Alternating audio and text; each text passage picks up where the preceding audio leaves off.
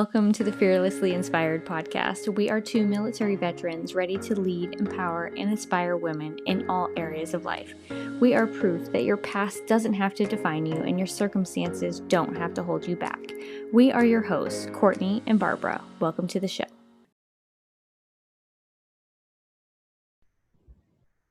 Welcome back, listeners. We're so happy to have you with us today. And if this is your first time, welcome to the show. This week, we're talking about the truth behind the stories we share. Are the stories that we are sharing our versions of the truth, or are we manipulating these stories for our benefit? Listeners, have you ever played the game of telephone? You know, the one where one person whispers something into your ear and you have to whisper what you thought they said into the next person's ear? Well, is life like that with our stories? So to jump into it, I think how we remember our stories or experiences will totally be based on what's going on in our lives in the moment. Like telephone, you're only going to capture the parts of the story or the conversation that you can relate to or correlate in your own life at that time. In some situations, when we don't remember the whole conversation to our story or the story that we're told, or obviously the one that we experienced, we often either fill in the blanks with what we think we would have said or how we would reply to others. Let me rephrase that. So we will either fill in the blanks with what we think we would have said in that moment, even though we don't remember what we said, or have to rely on others on their recollection of the events, if there was somebody else there to experience that thing with you, right? So I think it's important to caveat that our memories are super imperfect. And so don't beat yourself up if you can't recall every detail of the story or your experience. You know, Courtney, I couldn't agree more. You know, I recently shared a story from back in middle school. You know, I call it my Mike Tyson story from middle school. And, you know, I personally have very little recollection of the story. And the story that I do tell is based on the versions of everyone else that provided me the information, because I personally blacked out for the situation. So, and then, even for, I go, many, many years later, when I was in high school, I was in a car accident, and I remember a glimpse of what happened, but most of what I know really comes from, what my mom or my brother or my friend had told me that happened during that time. Right.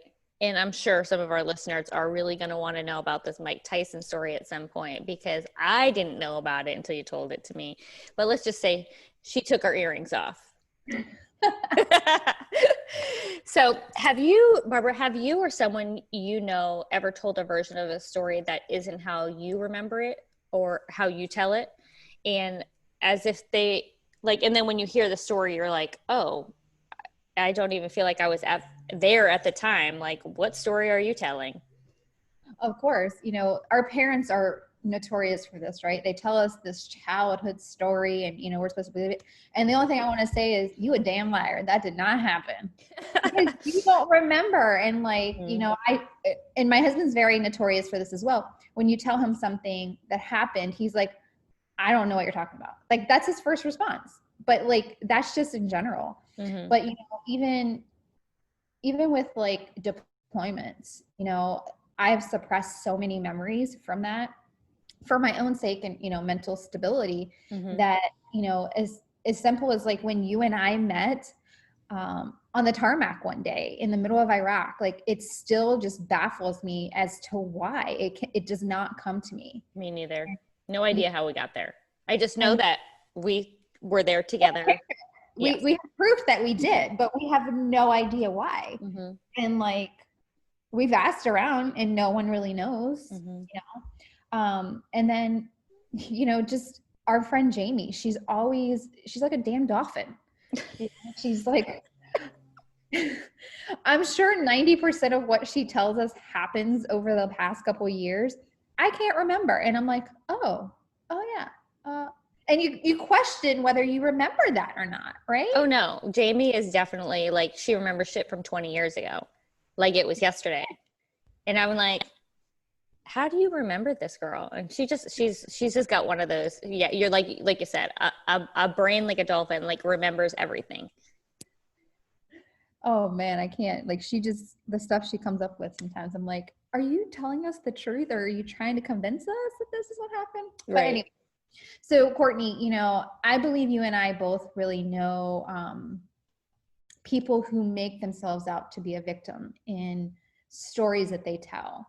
But have you came across people that potentially may downplay their story to not really receive that attention in any, whether it's positive or negative? Hmm. So I think just to touch on the victim part, like, I think this kind of goes back to a little bit to our last episode about, teaching people how to treat you, right? Because we talked a lot about self-confidence and self-esteem. When you say people make themselves out to be the victim in every story, it's because they have a victim mindset. You know what I mean? Like their self-confidence and their self-esteem is so low that, oftentimes they only see themselves as a victim of the circumstances or, a victim of experiences. And so when they're telling a story, I know maybe subconsciously, maybe consciously, they're telling the story in order to get sympathy or empathy from other people, and oftentimes you'll realize that because that victim story won't have an up at the end, like a what's the word, like a courageous ending, like I overcame something, right? Right. So just to touch on that just for a second, but um, there let's see, there definitely are people. I think a lot of people in the military. I recently had a soldier that did this. He did something very courageous and something that was outside of his.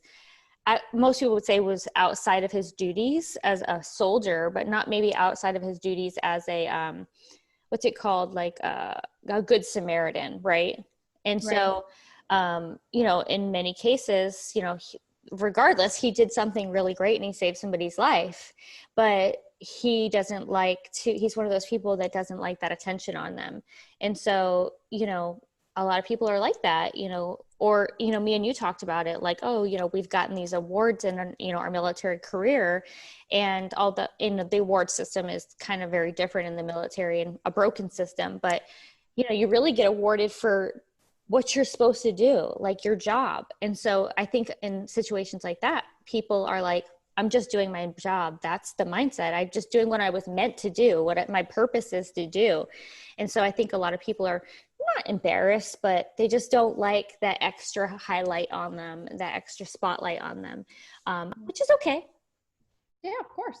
Yeah. I mean, but you have to, I would say to the listeners, be, um, like, Be aware. be aware, but also just know that just because it was your job or something that you did as a good Samaritan or whatever, like you still did something good, and you should be grateful for that you had the opportunity to do these things, and to be proud of your accomplishments. And Because I to think know a that lot you're of people are very, say what?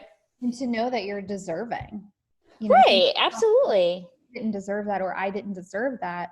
When in all actuality, he probably did. But we've downplayed, so many different things throughout our entire life that, Mm-hmm. and just like you said, we've had this conversation about our own awards. And I will say this, the number one reason why most people don't like their job is because there's a lack of appreciation. So people normally do not feel appreciated in their job or in their life. And so when they are appreciated on these certain occasions, it's almost uncomfortable. Oh, absolutely. And that, goes to the conversation we definitely Mm-hmm. had, Mm-hmm. last episode, just that uncomfortable feeling because you're not used to it. Yeah. It's not the norm. Yep. And Um, Hey, fearlessly inspired listeners. If you haven't heard about Anchor, it's the easiest way to make a podcast. Let me explain. It's free. There's creation tools that allow you to record and edit your podcast right from your own phone or computer.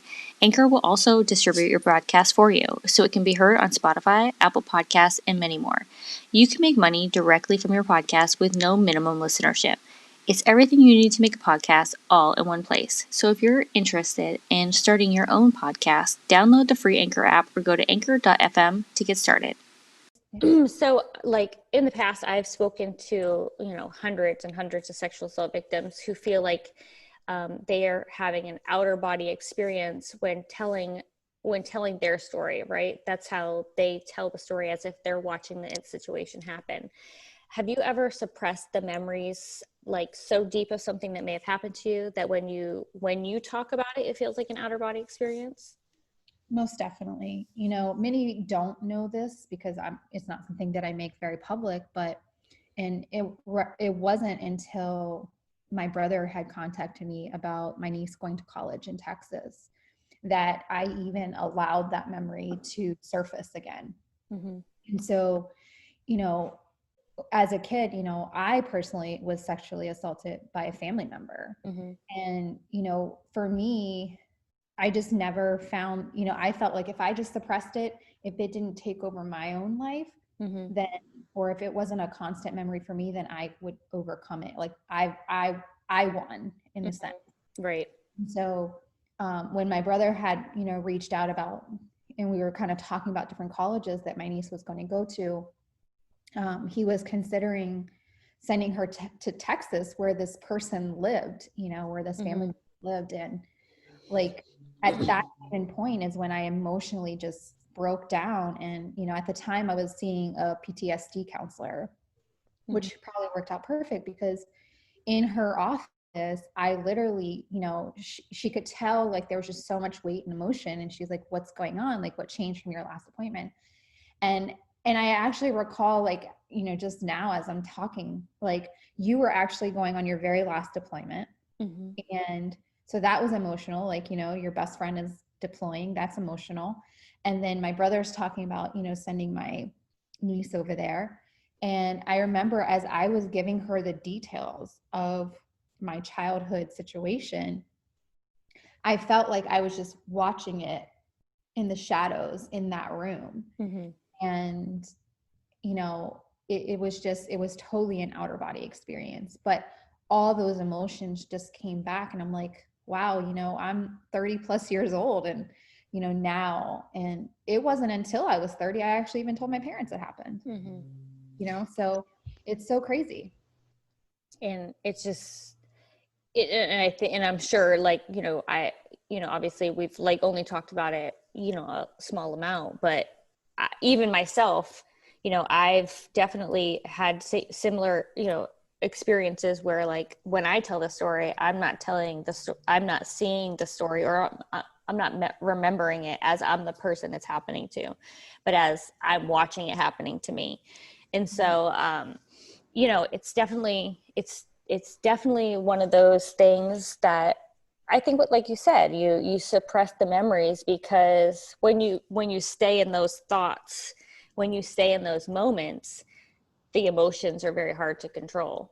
And then you don't feel like you're winning the battle. And let me just say this, Courtney, not knowing better then, right? I felt like if I didn't talk about it, if I just suppressed the memories, then I was winning, right? Mm-hmm. But it wasn't really until that moment in that doctor's office when I broke down and actually talked about it that I actually felt like the weight lifted off my shoulders. Right.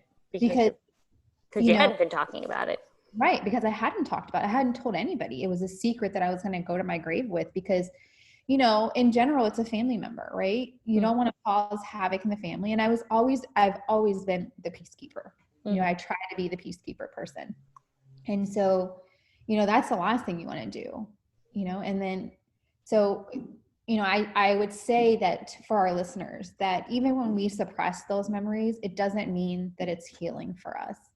And sometimes it's more healing to talk to somebody about it because you suppress that memory, you suppress another memory, you suppress another, and it just continues. And so, I can't stress enough that sometimes talking about it, talking to the right people, not just talking to random people, right? Talking to the right people, will give you some healing. Because I could tell you right now, I would not be talking about it today if I didn't have that conversation over 10 years ago. Right. And, I think it's important that we just want you guys to know, we want the listeners to know that whatever happened to you, that is your story. You know, like there's the real story. There's the story that you share with people that are your best friends. There's stories that you share with the public. There's stories that you gonna take to your grave. But just remember, like, all those stories and experiences have made you who you are today. And we just want to make sure that you are acknowledging your truth and knowing that, you know, it doesn't have to stay wherever you're keeping it. You know, you can evolve from whatever that story or experience is. Absolutely. So Courtney, let me ask, do you feel that there are people, or even yourself, you know, that have done the one-upper story? Does that make sense? Yes. And, you know, like I'm one of those people that like to sit back and listen, right? I like to listen to other people, and, like, especially if I'm in a place with people that I don't know, right? And so I think the stories people tell about their experiences change based on their audience, right? There are people who love being the center of the attention. My ex-husband was one of them, like comedian, straight comedian, like, you know him, he always wanted to be the center of attention, whether he purposely did it or not, right? Right. And so they share their stories with such excitement and embellishment because they want people to laugh. They want people to, like, they want to elicit that emotion, you know? And most of the time, you know, like with him, it was about, you know, making people laugh. That's what he wanted to do, be a clown. So, but then there are those that embellish their stories and even tell stories that aren't even theirs to tell, right? In order to one up somebody. Basically, like, they feel like their story is not equal to or greater than the person sharing it. And so, excuse me. And so they're like, okay, let's one up that story. So let me steal Barbara's story and make it sound like it's mine. So I can beat these, I can one up this guy over here who's probably a complete stranger, right? Right. And so we talked about this the other day, you know, when veterans tell their stories to other veterans, it doesn't seem made up, you know, because we've all have shared experiences and knowledge of the military world. But I feel like when military people tell their stories to non-military people, you can tell by the look on their face, like, oh man, they're definitely embellishing or lying. Like, that possibly couldn't have happened to that person. And I'm sure people look at us and we're telling these stories and they're probably like, yeah, I don't think she could have done that. You know, there's no way she could have survived that. You know, sometimes I have to say, you know, I survived by the grace of God because I probably shouldn't have survived, but sure. Yeah. So, I mean, I think those are some of the scenarios that people who have the one upper story usually tell because of the situation or their audience. Let me just say, you know, I will hands down, you know, stand by this. My husband is one of the best storytellers. Mm-hmm. Like, it doesn't matter what his story is. It could have been simple as I did the dishes and I put them away. Mm-hmm. But you will get every detail. You will get it to the highest level. You'll be peeing your pants. And like it's just, he's one of the best storytellers. And it could be that simple thing, but he just, he's trying to get you to laugh, and he's trying to steal that audience. And so, you know, he definitely should be a comedian, you know, with your ex-husband or something. But, you know, I want to go to your last comment about veterans telling other veterans.